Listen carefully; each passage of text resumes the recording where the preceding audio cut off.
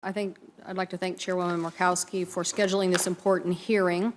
As you mentioned, in my state, the governor has declared a drought emergency, as has been done in 11 other states. And I hope that we can use this hearing to better understand the magnitude of the impact of these droughts across many of our western states. I want to emphasize, too, that we hope to have a robust discussion today about solutions, things that we can do and things that we can plan for in the future. What is working? What is not working? What are the federal government actions that need to be addressed to face drought issues over the long term? And if drought conditions are likely to become the new normal, what do we need to do to usher in a new era of solutions? This year, many states are experiencing the warmest winter on record. In my state, snow impact at the mountain level, which keeps our river and flowing in the spring and summer, are now at 9% of normal levels. And 11 snow sites monitored by the Department of Agriculture were snow-free this year for the first time ever. For example, Hurricane Ridge, which is one of the most visited parts of our state in the Olympic National Park, is normally covered in feet of snow this year and is completely snow-free. It's actually a pretty startling sight to many Washingtonians. As a result of such low snowpack, 78% of the state's streams are running below normal, and runoff is projected to be the lowest it's been in 64 years. On May 15th, the governor declared a statewide drought emergency, has been working with communities to mitigate the impacts, particularly in rural communities which have been hard hit. And for example, in the Yakima Basin, which is the state's most productive agricultural region, irrigation districts are rationing waters and farmers are facing significant cuts. The Washington Department of Agriculture predicts the crop loss could be as much as $1.2 billion this year.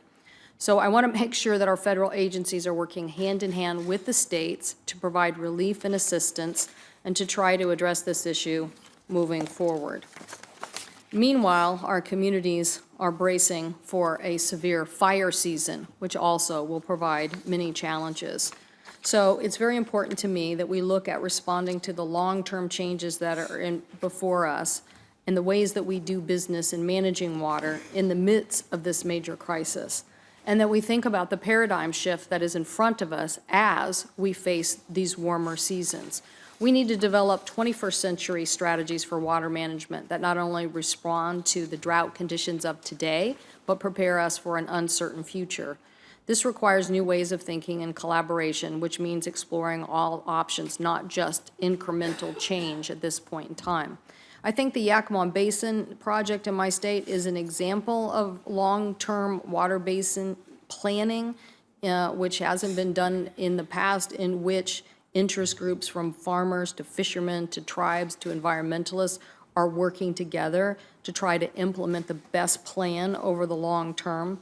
But I think that there are 4 areas that we should consider moving forward. 1, we need more collaborative water sharing agreements. Just like with the Yakima Basin, this empowers communities to take action at a local level and be part of crafting solutions. Second, we need to be more flexible in drought operations. This includes the way we build, manage, and finance storage and other infrastructure and how we support those efforts at the local level.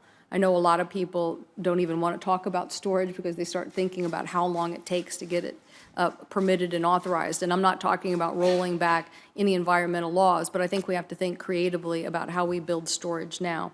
We need to do, even if that small-scale storage is what is being done with the Yakima Basin project, we need to do a better job of leveraging science and technology. I'm amazed at what Israel has done as a country to have such low water resources and yet continue to be such an agricultural producer.